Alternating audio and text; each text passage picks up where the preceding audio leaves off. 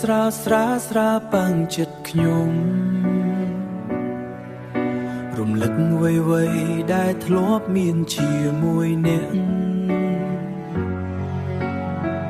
ពាក្យចាំងនៅតែឮក្នុងក្បាលដូចមិនធ្លាប់បាត់ពីថ្ងៃម្សិលមិញខ្ញុំសួរខ្លួនឯងថាហេតុអ្វីចិត្តមិនអាចបងនាងបានសូមឲ្យខ្ញុំចាំបេះដូងស្ងប់សិន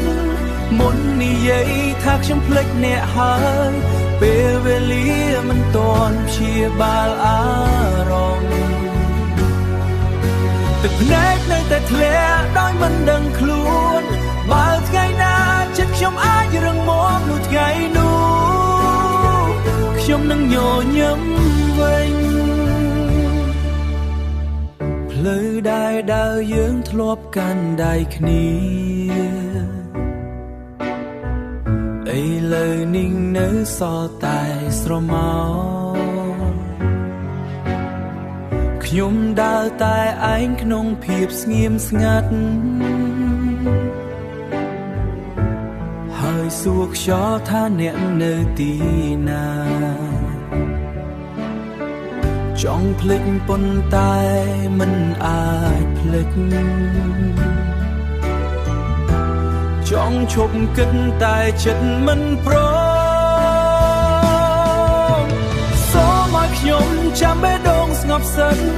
មុននិយាយថាខ្ញុំភ្លេចអ្នកហើយពេលវេលាមិនទាន់ព្យាបាលអារម្មណ៍ទឹកភ្នែកនៅតែធ្លាក់ដោយមិនដឹងខ្លួនបើថ្ងៃណាចិត្តខ្ញុំអាចរឹងមាំនោះថ្ងៃនោះខ្ញុំនឹងញញឹមវិញប្រហែលស្នេហានេះមិនបានស្ថិតស្ថេរតែវានៅរស់នៅក្នុងចិត្តខ្ញុំជានិច្ចទោះអ្នកទៅឆ្ងាយយ៉ាងណាខ្ញុំនៅតែរក្សាអារម្មណ៍នេះសូមឲ្យខ្ញុំចាំបេះដូងស្ងប់សិនឲ្យពេលវេបចាំវាធ្លាប់មានន័យថ្ងៃណាចិត្តខ្ញុំដងលែងអ្នកដោយសុខសាន្ត